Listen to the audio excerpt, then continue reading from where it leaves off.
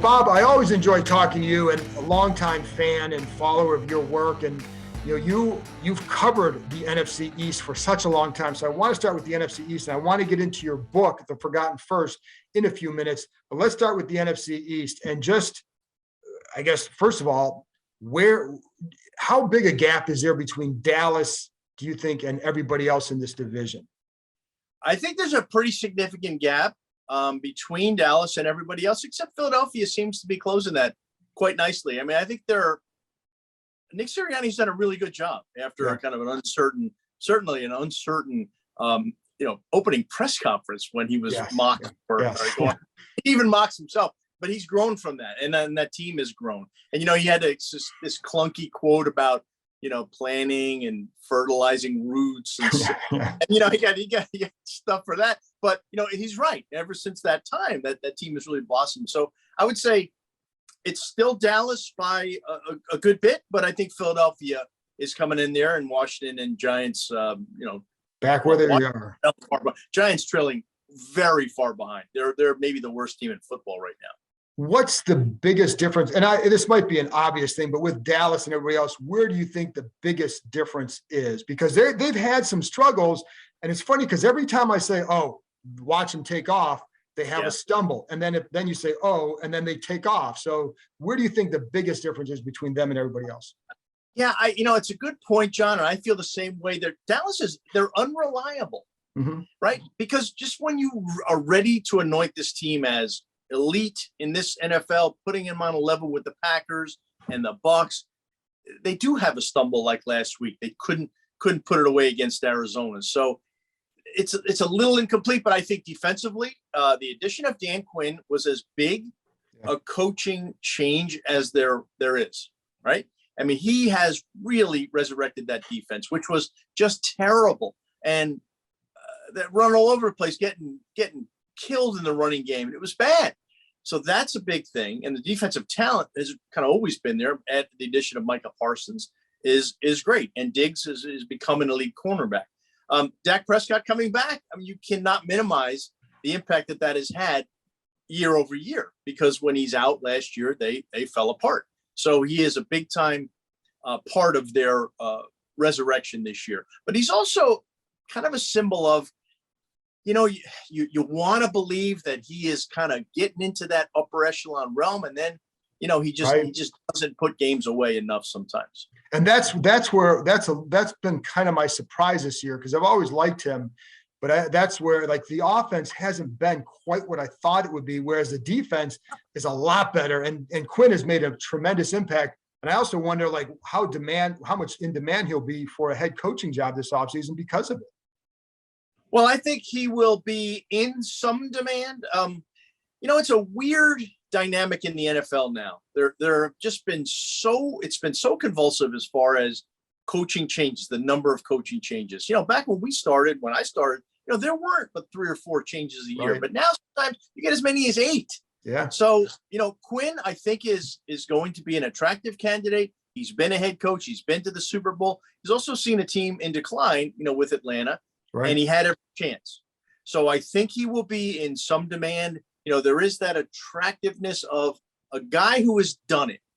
And with so much turnover, you get so many first-time head coaches adapting on the job. It's rough, and it's a rough expectation. So I think he will be an attractive candidate. I don't think he's going to be the dominant candidate necessarily. Right. And I think so. And I would also be – this is why with the gap between Dallas and others – if a guy like that leaves, I wonder if that gap shrinks, or because they have enough playmakers on defense that someone else is going to be able to come in and just kind of keep on keeping on with that group. Well, I think they can theoretically keep on keeping on, as you say. But I think Quinn is special. You just can't replicate a play caller who has such a good feel for the game, such a good relationship with his players. I love that guy still, he wears his hat backwards. Yeah. And he's still kind of a fun-loving, free-spirited guy, and he's kind of getting back to his roots, and that's good to see. So, and also with the NFC East, with John Madden recently dying, and his death just kind of reminds everybody of how prominent he was with the NFC East in the 80s, especially, and these teams that the Giants, the Redskins at the time, and just what do you think he'd wonder or say about the state of this division now? Because it hasn't quite been what it was. Certainly not back then. It was awesome. Well, Pat, yeah, the NFC East now. What to make of this thing? Dallas has always been good. Good to see Dallas. What's happened? What the hell's happened to the Giants? Where'd they go? Boom, boom, down. Like, well, what's going on here? When I was in this division, looking at it, I was the soundtrack to that division in the '80s. Yeah, fantastic. He would. I think he'd see the good and the bad of it. There were some down years with the NFC East, but not many. In the '80s was, to me, the glory days of the NFC East. It was Gibbs and Buddy Ryan and Parcells, and they were taking Landry and taking turns, knocking each other down, knocking each other out. But it was tremendous football. I'm blessed to have started covering in the mid '80s when it just was, that was the top of football. And I was blessed, I guess, or cursed to start it in the mid '90s. And it hasn't quite been like that, not here. And that's why, from your perspective, I mean, you covered this stuff for longer than I have. And to see what's happened here, what is that like? Because it's, you see a game last week and the Eagles fans are just overwhelmingly the predominant base in a FedEx Field. I mean, what's it been like to watch this organization go through what it's been through? You talking about the Giants or Washington? Washington, sorry, yeah. We'll get to the Giants in a second because they have their own issues. Because they're kind of similar. It's been rough. I think, they were kind of fighting. And look, you lose your quarterback. And I know that Fitzpatrick was not, the second coming. But, Heineke has been good in spots. And I remember after first or second start, he was off to a great start. And people were saying, hey, is he the real deal? Is he the real? It's like, guys are come into the league as underdogs for a reason, right? They're not, he's not a sure thing. And he hasn't been a sure thing. He's been up and down. The defense has been probably the biggest disappointment. Yeah. And I think that has betrayed this team over time, because you can get away with things at a quarterback if your defense is kind of keeping you in games. Correct. And it just wasn't happening enough. How about as an organization? Because I'm talking about the fall too, from being a dominant organization to being what it is now, a place that has a hard time attracting fans to its own place. Yeah. It's, we got a taste of it in New York when, the Giants are down now. So the Eagles came in and the Cowboys came in, and it sounded like I was at Lincoln Financial Field one week and AT&T Stadium the next. So that I can relate to it. I can understand. What the Washington franchise name has taken a big hit in recent years. It's not just this year, it's recent years. And, when you get fans falling off, a gate at the stands after a game and people almost getting hurt with Jalen Hurts, kind of felt like symbolic of just all that has gone wrong. It's a bad stadium now. It's an old stadium. They need a new stadium. And it's moments like this when you say, well, can't get here soon enough. Listen, it was a bad stadium about 5 minutes after it opened. It's been just from the time it's open. Yeah, and exactly. And it was a hard place to get to. But I will also remind people, this was paid for by Cook's money alone. He was not taking public money. And so when you do that, you get stadiums like that. And so it's been, I for one cannot wait till they're out of there. And it is just like the current group is kind of having to plug holes left and right, and they don't always do a great job of it. And we've seen that. For years, at least FedEx Field had the Oakland Coliseum to say, well, we're not them. That was a dump. And that is a dump. Now the team is in Vegas and a new stadium. So they're out. But so FedEx Field now stands alone as really the biggest dump in the NFL. It's a dump. It's just not a good stadium. People don't like going to it. Fans don't like going to it. Media don't like going. I mean, it's a hard, and plus for fans here, you're having to go, and the team hasn't been very good. I think if the team were better, then it's like RFK was not a great facility, but it was a great atmosphere. Oh my God. John, imagine this, man. RFK Stadium, Giants against Washington, Parcells, Gibbs. Washington scores a touchdown, stadium shakes. Yeah. Sitting in the press box alongside Vito Stellino, holding on for dear life. Oh, yeah. Yeah, the first time you feel that. Yeah. Listen, when I first went there was, again, mid-90s, and it was still, the atmosphere was still really good because they were only a couple years removed from the Super Bowl, and the fan base had gotten used to success from George Allen through that point. And so the atmosphere was really good for a long time after that. And so I felt the shaking. It was like, you'd see it on TV and it was cool. And when you feel it, you're kind of like, oh, it's just like in Denver, you felt like you had a train rolling through you when you'd be out there, but here you could feel that shaking. And the press box was horrible. And the press box was just abysmal because you would be sitting tight. If it was winter and you had a coat on, you had no room between you, but it was still, the atmosphere there was really fun. It was great. I was willing to take the bullet on the cold, but just thank God it didn't fall down. Because like you'd go down to the thing and like there's paint's chipping away. There's not paint, parts of the building were chipping away. It was not a good place, but it fit that era, and it fit that team because they never fancied themselves as they were a hard-nosed team. And so I think it fit what they were. Great stadium. Hey, John, you know what my first game at RFK was? First game covering at RFK, Monday night Heisman game. Oh, really? Wow. How about that? Yeah. I mean, everything. That unbelievable game. It was a tremendous game. And I'm like, holy crow, what did I just see? I'll never forget it. Yeah. What do you remember most about that night?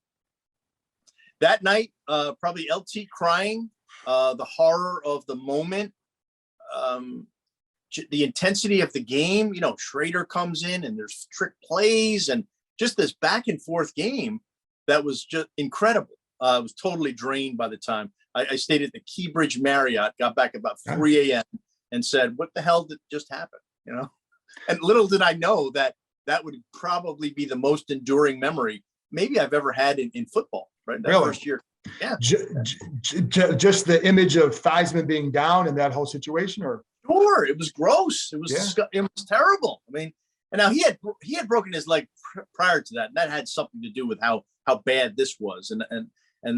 But it was horrifying. You could not look at the replay. If you did, you'd almost throw up because it was just that difficult to watch. And then, you see Lawrence Taylor, toughest guy in the NFL, crying on the sidelines. That's a pretty vivid memory and a pretty vivid image that you just don't forget. So we'll come back to the current state of these teams, which is a lot different. So what's going on with the Giants? Because, Joe Judge, it sounds like he's coming back, right? And Gettleman out. Is that what's your take? Gettleman definitely gone. They'll probably be able to allow him to retire. If he does not retire, he will be fired. It has been a terrible roster building process. Yeah. One of the worst I've ever seen in the NFL over 4 years. I mean, really bad. This is a bad, untalented football team. And they're in cap hell. How about that? If you're going to, it's a bad combo. Man. Right. So Judge, listen, man, I've seen the reports. I've heard the reports. I am not convinced he is completely safe. A lot may be determined on what happens in this game, what the atmosphere is like. John Mara is going to be the prime mover, prime decision maker here, but Steve Tisch, his co-owner, has an equal say in this, right? It's been a bad run, a bad atmosphere at MetLife Stadium. I think the thing I can equate it to the most, and I wasn't even there, was in 1978, before this team got really good. It was atrocious. Mm-hmm. It was they call that the dark decade. The 70s were terrible, late 60s were terrible in New York. And there was a game late in the season where a plane flew overhead carrying a banner that said 15 years of lousy football. We've had enough. Fans burned tickets outside the stadium. It was really bad. And I don't think there's really been a time that the fan base has been this despondent for this long a period of time. So that's why I don't guarantee that Joe Judge will be back. This team is playing like it is lost. And I know there are quarterback problems, right? But your team's pretty competitive with a backup quarterback now. Yeah. Right, Taylor? No, yeah, absolutely. Your team was competitive with a guy who came off the street from New England 5 days before the game. Right.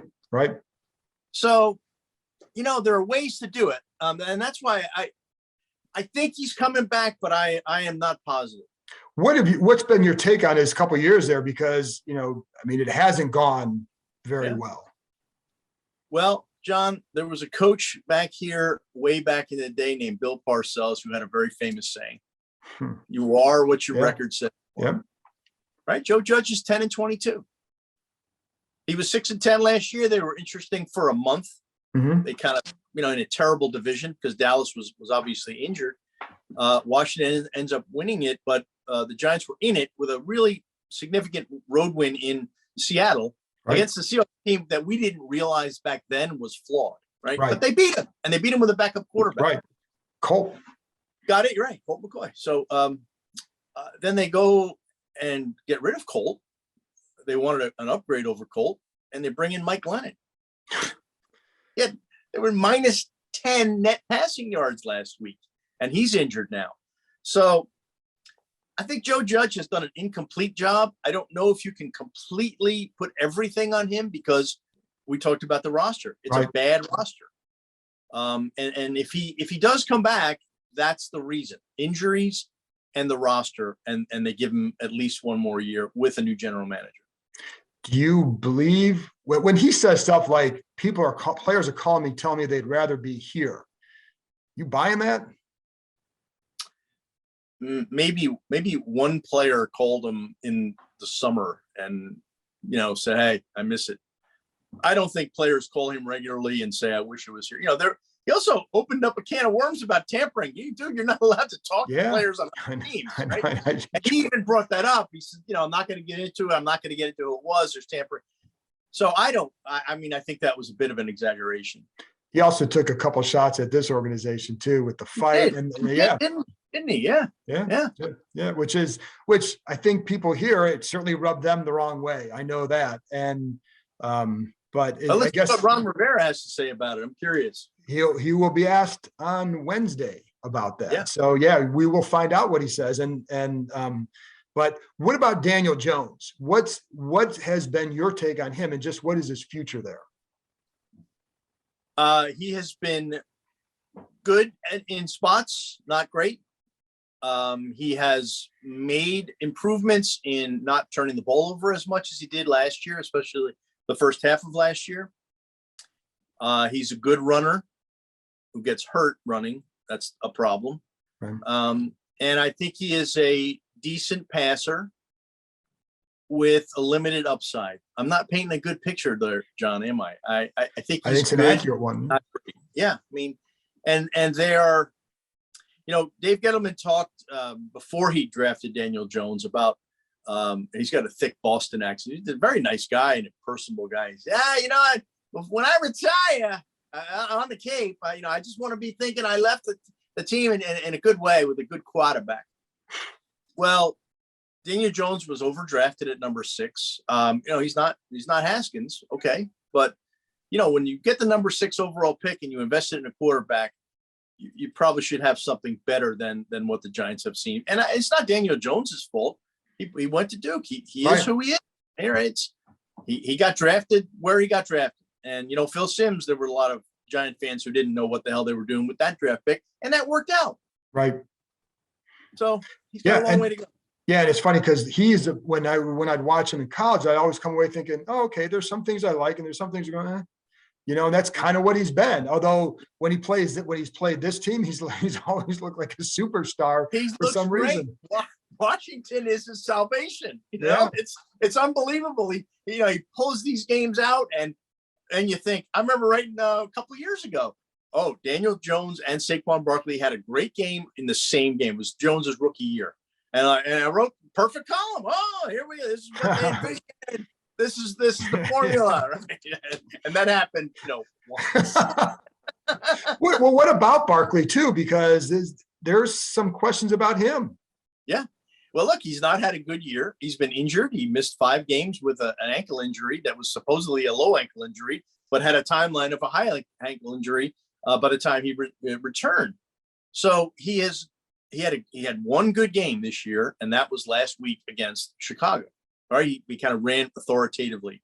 That's where he got hurt last year with the knee. So he's not been the same running back since the knee injury. He has got a $7 million cap figure next year in a league that has devalued running backs in a significant way. I don't know what his future holds. I think this is a pretty loyal team to its players. I don't know if they'd consider trading him, but everything is going to be on the table now with presumably a new general manager. And I think you have to take that into account. So 2 more things, and I want to get to the book real quick, but on Washington, with changing the name, we found out this week, the announcement is going to be February 2nd. I don't know if you've seen the list of names. Do any of them jump out to you? What do you think? The one that I keep coming back to is keeping Washington football team. Okay. I think there is a coolness to it. It's distinctive, but listen, I'm not making that decision. So I don't have a favorite particularly. Yeah, I think it's hard to have one. It's hard. It's a tough situation. And they did the right thing by removing the name. You had to. And but what do you do moving forward? There's merchandising issues about it. So I think look at soccer. It's like Manchester football team, Manchester United. It's named after the areas, and I think there is a coolness to Washington football team. There is. I think from their end, that will be, they can't sell the merchandise off that, or they can't create the logo they would want and would consider it boring. So I don't think it's going to be that. I would say I feel pretty safe in saying that, but I know a segment of the fan base that would agree because you get used to it. And, right.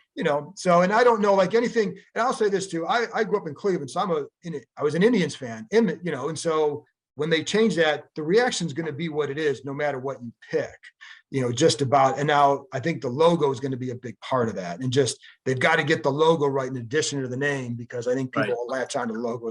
What seems to be the favored name at this point? Well, the favorite among the fans for a while, I'd say a leading favorite. I don't know. Nothing has been unanimous, but a lot of people like Red Wolves.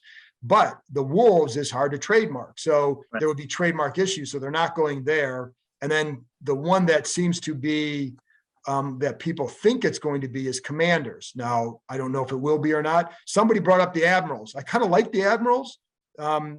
It's got a military tie-in, and I like that it kind of rings nicely, but I don't know. So then there's a segment of the fan base that would like it Red Hogs because of the Hogs, which ties back to their legacy. So I will say this about whatever it is, I'll be glad on February 3rd because it'll be over. And I don't have to write, I don't have to figure out, and you can appreciate this as a writer, it was always Washington, the second reference Redskins, and then third they. Now it's Washington it, because it's to write the football team did this. It just sounds too generic. So I've like, how do you get around that as a writer? And I've used WFT. I think they've kept that in. So, because it's just been awkward as a writer to write it that way. Sure. And, think about it, if you were in Europe, they use the plural for the singular. It's weird. WFT are in a good position. Yeah. WFT are not going to get a good draft. It's weird. Yeah. Right? So, anyway. But it's a right. So then last thing on Washington, Ron Rivera. What are your thoughts on him as a coach and his ability to get this franchise going the right direction? And do you think, despite what it looks like, where do you think they are going? Just, I want your 30,000-foot view. On that. No, I think Ron Rivera is a worthy coach. I think he's an excellent leader. He brings a lot to the table in terms of bringing a team together, keeping a team together. The hard part for him is that the defense underachieved badly. And he is a defensive oriented coach, and B, his hands have been tied with uncertainty at quarterback. Right.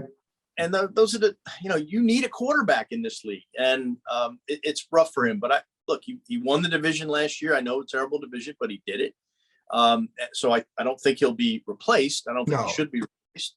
And I think he's a worthy coach going forward. I hope he gets the kind of roster stability and improvement that would help him kind of elevate to where he was when that Carolina team went to the Super Bowl. Yeah, quarterback's the big key, and that'll be the big search this offseason. Now, your book, The Forgotten First with Keyshawn Johnson, and two of the players that were in the title, Bill Willis, Marion Motley. Close to me because I grew up in Cleveland, and when you grew up, like Marion Motley to me was a guy who was probably has not gotten the recognition he probably deserves in the history of football for how great he was. And Bill Willis was an awesome nose tackle. But I'm just curious from that book, because you have some Washington connections in there too, with George Preston Marshall, Jason Wright, if you can just share some of that. Sure. Yeah, John, first of all, tell people what the book is about too. Sorry. It's called The Forgotten First, and it's the story of, I'll just read it. Kenny Washington, Woody Strode, Marion Motley, Bill Willis, and the breaking of the NFL color barrier. And, I partnered with Keyshawn, who I've known for 25 years, to tell the story about really how football was integrated. Everyone knows Jackie Robinson integrated Major League Baseball, right? You say, hey, who's the Jackie Robinson of pro football? Who was the first black player in the modern NFL? Ask anyone, and you will get silence. I had silence. I didn't know. Keyshawn didn't know. Well, if we don't know, most people don't know. Right. And the NFL did not have a Jackie Robinson. It had 4. And these men played in Los Angeles, Strode in Washington, and in Cleveland, Willis and Motley. And Cleveland, of course, was with the All-American Football Conference. Right. Paul Brown founded the team. But Paul Brown is an historical figure for the advancement of opportunity for African-American players. He signed Bill Willis and Marion Motley willingly to play for the Cleveland Browns, and they turned into Hall of Fame players. So it's the story of these guys and their journeys, which are remarkably similar to Jackie Robinson, that have just not gotten a lot of attention. And I found, as a writer, I found it remarkable that we found this niche that it's just unexplored. It's big time. And John, part of the reason it's unexplored is, and you go back to George Preston Marshall, and we go back to the 40s and 30s, and we come forward. Last year, George Preston Marshall's monument was removed at RFK Stadium. It's a huge development and huge for that team. He's in the Hall of Fame. They can't remove him from the Hall of Fame, but he was at the center of a ban on black players from 1934 to 1945. 0 black players in the NFL at that time. 0. So Washington and Strode were the first in the NFL, and then Motley and Willis in 1946, year after the war ends. A lot of push among the African-American press to have a greater opportunity for black players in sports. They fought in the war. They helped beat Nazism and the Japanese Empire. Why couldn't they get that kind of opportunity? So these guys are the first 4 from that time, and Willis and Motley. And in fact, they're going to be honored this weekend in games in Los Angeles. The Rams are going to pay tribute to Washington and Strode, and in Cleveland, the Browns are going to pay tribute to Motley and Willis and kind of let fans know, hey, these were the first. And their journeys are remarkable. They're really important people in the history of sports. And Keyshawn and I are really, proud to kind of shine a light on them. And hopefully it'll just get more attention on it. And again, we do bring it forward to today, including that removal of George Preston Marshall's statue and the tainted legacy that he left behind. John, I'm sure and people in Washington know how bad of a guy, an avowed segregationist. And I found it amazing that, when Jerry Jones said something a couple of weeks ago before the Cowboys went to Washington, he says, we've always had a good following in Washington. And a light came on there because in the research of this book, many Black African-American fans in Washington hated George Preston Marshall's team because he refused to integrate. He didn't integrate until 1962 under pressure from the JFK administration. So there's a historical reason, in addition to the Cowboys being a popular team, that still a lot of African Americans like the Cowboys because they used black players Correct. back in the day when George Preston Marshall refused to do so. Absolutely. And then that ties into Jason Wright and his middle name, which you wrote about. Yeah. Jason Wright's middle name is Gomillion. Mm-hmm. I don't know if I don't think a lot of people know about it. And he talked to us about it. Gomillion is the name of an attorney who worked a famous case in the South, which was about redistricting. And he basically pushed to have a redistricting plan overturned that was basically it was a redlining thing for voting to keep black voters away from a district that included a lot of white people. So and Jason Wright is very proud of that name, and it resonates with him. He has a mentor in the United Negro College Fund who refers to him as Gomillion. He doesn't call him Jason. He says, "Hey, Gomillion." And so it was a part of the history that I didn't know, and that Jason, I don't know that he was kind of ready for that kind of questioning, because I haven't seen much about his middle name and the significance of it. And he is the first African-American president of an NFL team. Look, he's had his missteps. I mean, I realize there's been some controversy, but I don't think you can deny the historical reality that man is important in terms of the history of pro sports, the history of the Washington franchise, and this topic that we get into. And that's why, you can't just look at those first four players in a vacuum. What happened when they started? What has it led to? They were pioneers in the integration of the NFL, which is now approximately 70% African-American. Fascinating story. Keyshawn and I are proud to tell it. Absolutely. And I think there's obviously some irony that George Preston Marshall's franchise has the first African-American team president. Yeah, that's part of the whole thing. And now there were other teams, John, during that time. There are 4 franchises remaining from that time: Giants, Steelers, Cardinals, and the Bears. The ownership groups are from those families. Well, they happen to be the most progressive families, ownership groups in the NFL today. They're all on the NFL's diversity committee, and they are all part of, the answer, the solution moving forward. And it's not an accident, because they know the legacies of what happened before.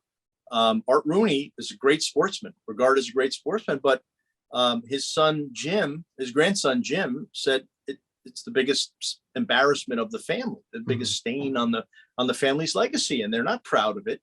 Art Rooney didn't pound the table, we cannot have black players, but he went along with it. And George Preston Marshall was by far the most vocal. He had no problem in saying, yeah, he said, we'll sign a black player when the Harlem Globetrotters sign a white player. Right. Completely disingenuous comparison there. And his general manager was Dick McCann, right, who ended up running the Pro Football Hall of Fame. And he was the general manager for 15 years. And the Pro Football Writers have an award each year to honor a writer, and it was named after Dick McCann. So we see this information there, like, holy cow, that legacy is not good. And the name was changed to the Bill Nunn Jr. Award, and Nunn was, of course, a scout with Pittsburgh, and a guy who scouted players at historically black colleges and universities, and so that's where that story still resonates today.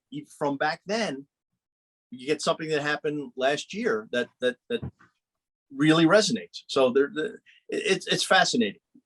It really is. And listen, I would recommend people picking it up. And where can they get a copy now, and where can they follow your work? Well, I'm at Newsday.com. I'm on Twitter at Bob Glauber. And then the Forgotten First, you can get anywhere you get a book: Amazon, Walmart, Target, Barnes and Noble, whatever, and independent bookstores, indie books, baby. There you go. There you go. Bob, I kept you a lot longer than I told you I would, because it's always great to talk to you, and I appreciate you coming on. Thank you. Always a pleasure, John. Good luck on Sunday. See you then. All right, we'll see you.